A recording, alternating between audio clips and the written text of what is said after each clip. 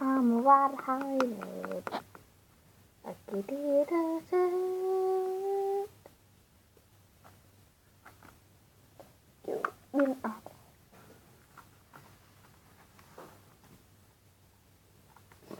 Joo, minun aamulla on. Niin.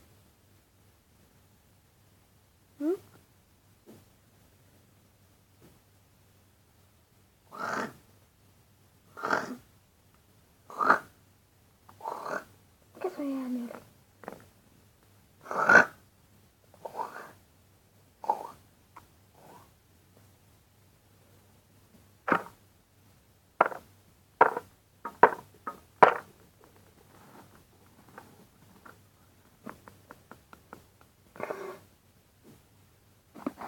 Jos poputtaa.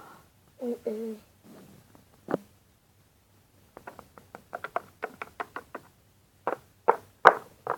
Kuka siellä? Päivä!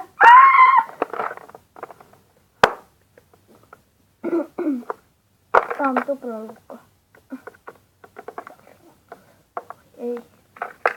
En ole kummitus. Mitä sitten koputtelet toisten oviin turhaan päitä? Minulla on asiaa sinulle. No mitä?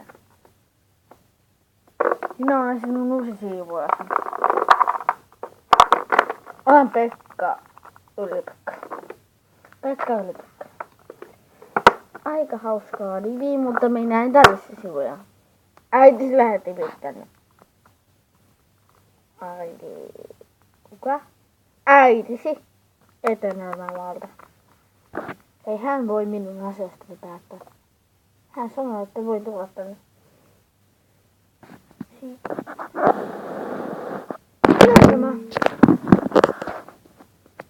Mitä tuttaa nyt tekee, mutta lähdetään, että häipyy heti. Et sä voi mua määrätä. Mä siis palkkas mut. Mä oon varaton. En oo rikas ja asun tällaisessa.